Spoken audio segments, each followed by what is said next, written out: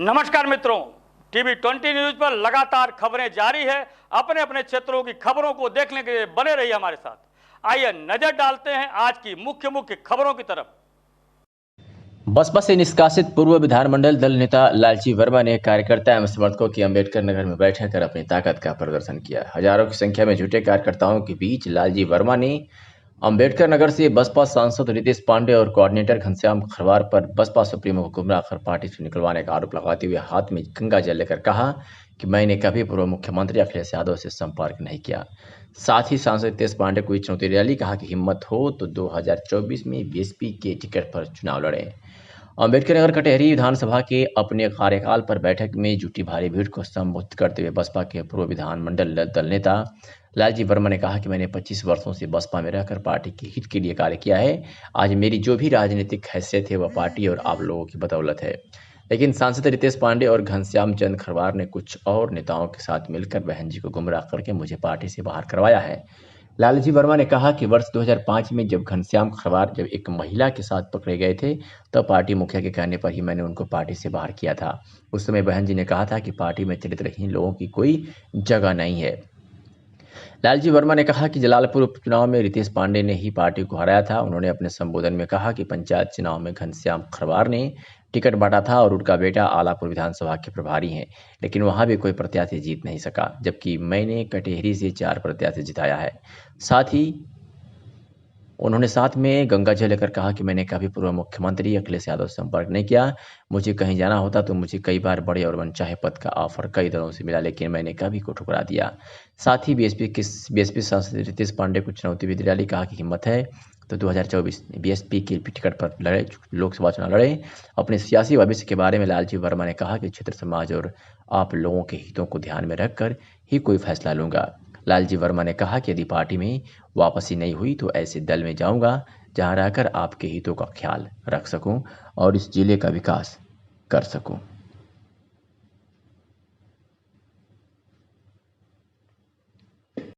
भारती जी ने जो मुझे सहारा दिया, जीवन भर में उनका ऐसा मंत्र होगा कि उन्होंने मुझे सहारा देकर केवल विधायक ही नहीं बनाया, संसदीय कार्य और वित्त मंत्री जैसा पद देकर मेरा सम्मान बढ़ाने। और आज भी अगर इन लोगों ने गलत बातें न कही होती, झूठ न बोला, जैसे कहा गया, कल मैंने सुना श्री भगवान जी बोल रहे थे कि मैं 4 बार अखिलेश यादव से मिला। अखिलेश यादव कोई छोटे मोटे नेता नहीं, प्रदेश के मुख्यमंत्री हैं। मैं उनसे मिलने जाऊंगा, कहीं कहीं रिकॉर्ड हो जाएगा, कोई जरूर देख लेगा। मैं दावे के साथ कहना चाहता हूं, आप लोगों को जानकारी देना चाहता हूं, एक भी व्यक्ति कहीं से कोई प्रमाण दे दे, और प्रमाण की तो बात गलत है, गंगा जल में पानी सामने है। मैं आज तक श्री अखिलेश यादव से न मिला हूं और न टेलीफोन से कोई बात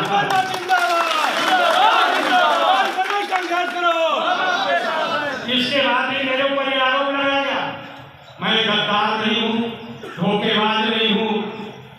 अगर मैं बहुजन समाज पार्टी में न रहना होता तो विधानसभा की सदस्यता को ठोकर मारकर निकलता। मैं किसी के पीठ पीछे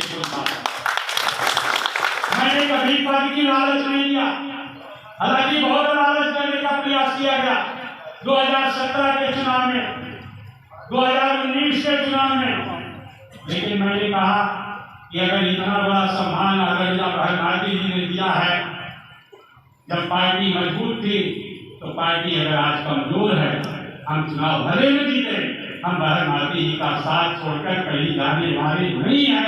इस बात को मैंने पाने का काम किया, लेकिन उसके बावजूद भी, और मैं आप लोगों को दावे के साथ कहना चाहता हूं, भाई शपथ कहना चाहता हूं कि मैंने कब सोचा था कि अगर 2022 के चुनाव में बहन भारती जी मेरा टिकट भी काट देगी, तब भी मैं पार्टी नहीं छोड़ूंगा, पार्टी में ही सम्मान के साथ अपना जीवन बिताऊंगा।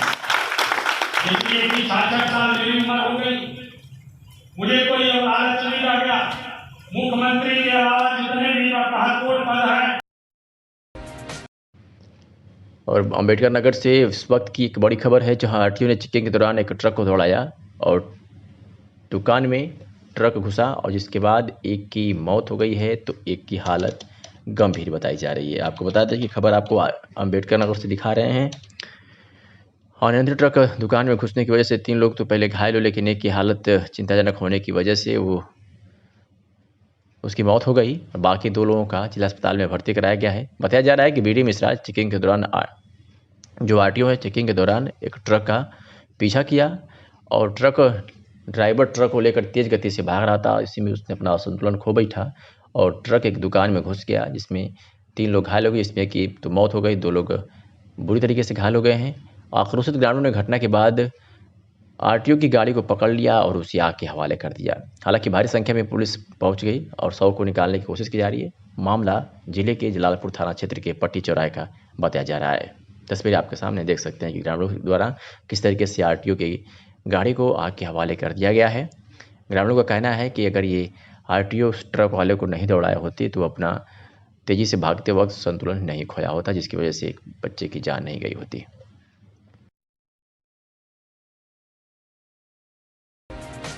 नमस्कार मित्रों, टीवी 20 न्यूज पर लगातार खबरें जारी है। अपने अपने क्षेत्रों की खबरों को देखने के लिए बने रहिए हमारे साथ। आइए नजर डालते हैं आज की मुख्य खबरों की तरफ। और बिजनौर से खबर आ रही है, जहां ग्राम पंचायत सदस्यों के 504 पदों पर मतदान आज शुरू हो गया है। त्रिस्तरीय पंचायत चुनाव में 146 से तक ग्राम पंचायत पदों के सदस्यों के 504 पदों पर उपचुनाव शुरू हो चुके हैं। पोलिंग बूथ पर उपचुनाव कराने को लेकर पुलिस प्रशासन मुस्तैद देखने को मिल रही है। तस्वीरें आपके सामने है जो बिजनौर से आ रही है, जहां ग्राम पंचायत सदस्यों के 504 पदों पर आज मतदान शुरू हुआ है। बताया जा रहा है कि त्रिस्तरीय पंचायत चुनाव में 146 से ग्राम पंचायत पदों के सदस्यों के 504 पदों पर उपचुनाव शुरू हुआ है। बिजनौर के 10 ब्लॉक में 504 पदों पर मतदान की प्रक्रिया शुरू है। सुरक्षा की व्यवस्था को देखते हुए पुलिस प्रशासन अलर्ट है। नाम सुंदर सिंह लखरिया है जी प्रिसाइडिंग ऑफिसर। जी सुबह 11 बजे तक 587 वोट पड़ चुके हैं, जी जिसमें पुरुष के 303 और महिला के 284। कितने % हो गया सर? Total percent 56.6। थाना सेक्टर 39 पुलिस द्वारा सदरपुर सोम बाजार कट से 2 व्यक्तियों राजन भाटी वारण को गिरफ्तार कर इनके कब्जे से 1-1 किलो का 1-1 सोने का बिस्किट तथा कुछ पैसे बरामद किए हैं। इन दोनों से सघनता से पूछताछ करने पर पता चला कि इन दोनों ने अपने 8 अन्य साथियों के साथ मिलकर silver city society delta 1 Surajpur के एक कमरे से अत्यधिक मात्रा में कैश व सोने के बिस्कुट तथा आभूषण चोरी किए थे तथा आपस में बांट लिए थे। इस जानकारी पर इनके साथ में अपराध करने वाले अन्य अपराधियों की धरपकड़ तथा बरामदगी के लिए टीमें लगाई गई थी। टीम के द्वारा अथक प्रयास कर अब तक इस गैंग के 4 अन्य अपराधियों को मिलाकर कुल 6 अपराधियों को गिरफ्तार किया गया है। इनके कब्जे से लगभग 8 करोड़ 25 लाख रुपए की कीमत की बरामदगी की गई है। संबंधित घटना की विस्तृत जानकारी देते नोएडा डीसीपी राजेश एस। पूरा पूछताछ की गई थी। पूछताछ में ये क्लियर हुआ कि एक मकान है सिल्वर सिटी करके ग्रेटर नोएडा में। उस मकान में पिछले साल 2020 सितंबर के महीने में ये 10 लोग मिलकर एक घर से चोरी किया गया। उस चोरी का माल में ये लोग आपस में बांट दिए। बांटने के बाद ये लोग अपना अपना अभी तक आराम से रह रहे थे। और इसमें जो 2 लोग हम पहले पकड़े थे, उन्हीं लोगों का आपस में कुछ लड़ाई के चक्कर पे कुछ सूचना मिल गई थी। तो इसमें क्या क्या चोरी हुई थी हम लोग पूरा ढंग से पूछताछ किया था। पूछताछ में ये पता चल गया कि तो उस मकान से ये लोग लगभग 40 का जो सोने का बिस्किट है 1 किलो का, वो इसके अलावा करोड़ों रुपये चोरी चली गई थी। इन लोगों से अभी हम लोग बरामद किए थे। कुल मिला के अभी हम लोग 6 लोगों को गिरफ्तार किया। 4 लोग अभी गिरफ्तार से शेष है और वो लोग गाजियाबाद से अभी फरार चल रहे हैं। जो 6 लोग से हम लोग अभी तक कुल 13 किलो 9 ग्राम का सोना और 1 करोड़ का जमीन ये लोग खरीदे थे, उसका रजिस्ट्री का पेपर्स और 57 लाख का कैश, इतना बरामद किया गया। कुल बरामदगी 8 करोड़ 25 लाख लगभग का पूरा हम लोग बरामद किए हैं। ये कुल रुपया में मैं बता रहा हूँ। इसमें बाकी शेष बचे 4 लोगों को जब और आगे गिरफ्तार करेंगे उसमें और चीज़ें खुल सकती हैं। इसमें पूछताछ में ये जो पता चल गया कि ये मकान जो जिसके चोरी किया उनके बारे में ये लोग बता रहे थे। वो एक व्यक्ति है रामणी पांडे करके हैं और उनका बेटे किसले पांडे। ये दोनों बताया जा रहा है कि ये किसले पांडे वकील का काम करता है सुप्रीम कोर्ट में, बट उसको हम क्लियर नहीं कर पाएंगे अभी जब तक हम लोग वेरीफाई नहीं करेंगे। और ये दोनों बहुत सारे पीएल वगैरह करते हैं और बहुत बड़ा कंपनीज के अगेंस्ट भी ये लोग पीएल किए हैं, जो पूछताछ में पता चल रहा है। और इन लोगों के ऊपर मुकदमे भी है। एक दिल्ली से भी अभी पता किया गया कि मुकदमे है इनका अगेंस्ट, और गुड़गांव में भी मुकदमा है जो किसले पांडे एंड राममणि पांडे का अगेंस्ट। तो अभी इन लोगों के बारे में हम लोग पूछताछ किया तो ये पता चल रहा है कि शायद ये दोनों अभी इंडिया में नहीं है, ये विदेश में है। हम इसके आगे हम लोग पूछताछ करेंगे। ये हर जो दिल्ली पुलिस और गुड़गांव पुलिस से हम लोग संपर्क करेंगे कि ये किस मुकदमे में ये लोग गिरफ्तार हुए थे या इन लोगों का क्या स्थिति था, और इसके बारे में आगे हम पूछताछ करेंगे। तो प्रथम दृष्टया हमको ये लग रहा है कि इतना ज़्यादा रकम और जो सोना का बिस्किट्स वगैरह ये घर में रखना और उसके बारे में क्या क्या है ये सब हम लोग अन्य एजेंसीज जैसे एनफोर्समेंट डायरेक्टरेट और इनकम टैक्स को भी हम लोग सूचना देंगे। जो पैसा चुराया गया था कितना पूछताछ में ये लग रहा है कि ये दो गैंग है। एक हमारा जोन का सलारपुर गांव में जो सेक्टर 39 में है उसका एक गैंग है, दूसरा गैंग गाजियाबाद का। तो इन लोगों का आपस में बंटवारा होने के बाद ये पूछताछ में ये पता चल रहा है कि एक व्यक्ति जो सलारपुर जो हमारा गैंग में ये इन लोगों को आपस में एक व्यक्ति को 65 लाख कैश मिला है और एक व्यक्ति को चार सोने का बिस्किट जो 1 किलो का है एक वो मिला है। तो लगभग 2 करोड़ 65 लाख के आसपास एक व्यक्ति को मिला है, जो प्रथम दृष्टया पूछताछ में पता चल रहा है। और अंबेडकर नगर में पुलिस की लापरवाही सामने आई है, जहां अंबेडकर नगर महिला में थाने से एसपी ऑफिस और एसपी आवास के बगल में स्थित थाने से 302 की आरोपित महिला लॉकअप से फरार हो गई है। कल देर शाम कोतवाली अकबरपुर से महिला को महिला थाने में भेजा गया था। सुबह लगभग 4 बजे शौच के बहाने महिला थाने से फरार हुई, जिसका नाम निधि बताया जा रहा है। 7 जून को एक 22 वर्षीय युवक की हत्या के आरोप में युवती गिरफ्तार हुई थी। अभी तक खबर लिखे जाने तक युवती का कोई सुराग नहीं मिला है और इस घटना से पुलिस विभाग में हड़कंप मचा हुआ है। तो खबर आपको अंबेडकर नगर जनपद से दिखा रहे हैं, जहां महिला थाने से 302 की आरोपी महिला लॉकअप से फरार हो गई है। बताया जा रहा है कि एसपी ऑफिस और एसपी आवास के बगल में महिला थाना स्थित है, जहां 302 की आरोपी निधि अभी 7 जून को एक 22 वर्षीय युवक की हत्या के आरोप में गिरफ्तार हुई थी, लेकिन सुबह शौच का बहाना बनाकर युवती फरार हो गई है। फिलहाल खबर लिखे जाने तक युवती का पता नहीं था और पुलिस उसका सुराग ढूंढने में नाकाम रही और इस घटना से पुलिस विभाग में हड़कंप मचा हुआ है। उत्तर प्रदेश के औद्योगिक विकास मंत्री श्री सतीश महाना, यूपीडा के मुख्य कार्यपालक अधिकारी एवं अपर मुख्य सचिव होम अवनीश अवस्थी तथा अपर मुख्य सचिव व्यवस्थापना एवं औद्योगिक विकास अरविंद कुमार ने आज जनपद आजमगढ़ से होकर जाने वाले पूर्वांचल एक्सप्रेसवे के पैकेज 6 किशुनदासपुर का स्थलीय निरीक्षण किया। निरीक्षण के उपरांत किशुनदासपुर स्थित कैंप कार्यालय में कार्यदायी संस्था एवं जनपद के अधिकारियों के साथ समीक्षा भी बैठक की। औद्योगिक विकास मंत्री सतीश महाना ने अधिकारियों एवं कार्यदायी संस्था के प्रतिनिधि को निर्देश दिए कि पूर्वांचल एक्सप्रेसवे के अवशेष कार्यों में तेजी लाकर अतिशीघ्र पूरा कराना सुनिश्चित करें। उन्होंने कहा कि कोविड-19 के संक्रमण के कारण जो कार्य प्रभावित हुए थे उन्हें तत्काल पूर्ण करें। उन्होंने भी कहा कि पूर्वांचल एक्सप्रेसवे के निर्माण कार्यों को उच्च गुणवत्ता एवं निर्धारित समय सीमा के अंदर पूर्ण किया जाना सुनिश्चित करें। श्री महाना ने अधिकारियों को निर्देश दिए कि जो भी अधूरे फ्लाईओवर एवं अंडरपास है उसके निर्माण कार्य में तेजी लाकर जुलाई के अंत तक पूर्ण किया जाना सुनिश्चित करें। यहाँ की आर्थिक अर्थव्यवस्था के लिए, यहाँ के लोगों के उत्थान के लिए, यहाँ की प्रगति के लिए मुझे इस बात को प्रसन्नता है कि आज जहाँ पर हम लोगों ने इंस्पेक्शन किया, गुणवत्ता के साथ और समय के पूर्व अधिकतर क्षेत्रों में काम हमें होता हुआ दिखाई पड़ा।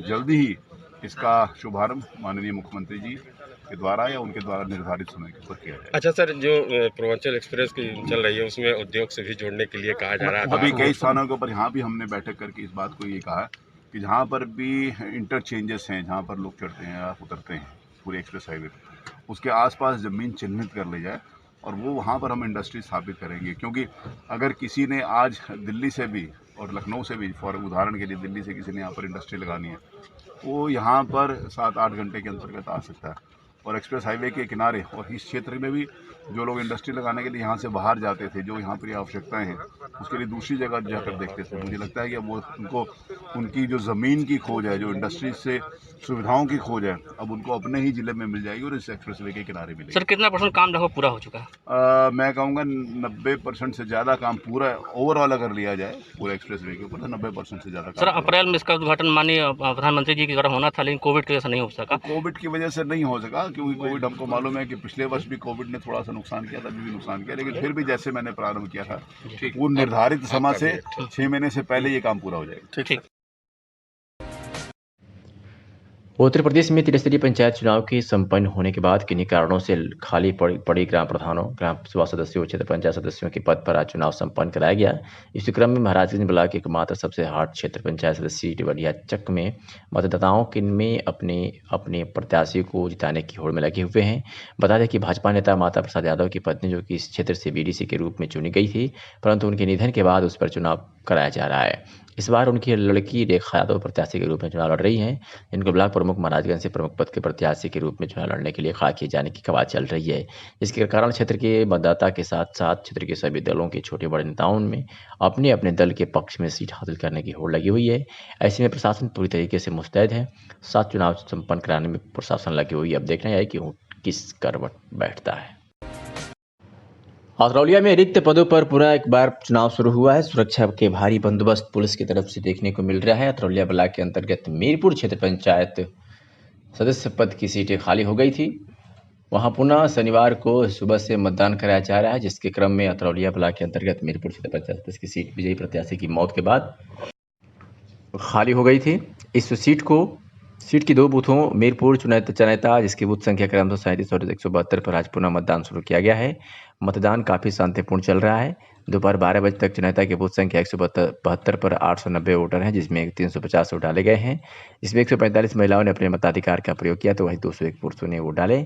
इसी क्रम में मीरपुर बूथ संख्या 37 पर टोटल वोटरों की संख्या 1245 है, जिसमें 12 बजे दिन तक 350 वोट डाले गए। इसमें 155 महिलाओं ने अपने मताधिकार का प्रयोग किया, तो वही 195 पुरुष भी अपने वोट डाले। इस प्रकार से भारी सुरक्षा के बीच मतदान हो रहा है तथा लोग शांतिपूर्ण ढंग से अपने मतों का प्रयोग कर रहे हैं। बता दें कि अतरौलिया ब्लॉक के अंतर्गत सिलरा पट्टी क्षेत्र पंचायत सदस्य तथा मीरपुर क्षेत्र पंचायत सदस्य की मौत के बाद यहाँ की सीटें रिक्त हो गई थी, इसकी वजह से आज पुनः मतदान कराया जा रहा है। इस बात पर क्या कुछ कहा पीठासीन अधिकारी ने, सुनवाते हैं आपको। मेरा नाम परवीन कुमार, पीठासीन अधिकारी चनैता प्राथमिक विद्यालय में। यहाँ पर मतदाताओं की संख्या है 890। अब तक वोट जो पड़े हैं 350। महिला कितने पड़े, पुरुष कितने? महिला है 149, पुरुष हैं 201। शुरू से सवेरे से 7 बजे से यहाँ वोटिंग प्रक्रिया कैसे चल रही है? मतदान प्रक्रिया बड़ी ही शांतिपूर्वक ढंग से चल रही है। इसमें क्या वोटर कैसे आ रहे हैं? वोटर क्रमवाइज धीरे धीरे आ रहे हैं, सोशल डिस्टेंसिंग का पालन करते हुए।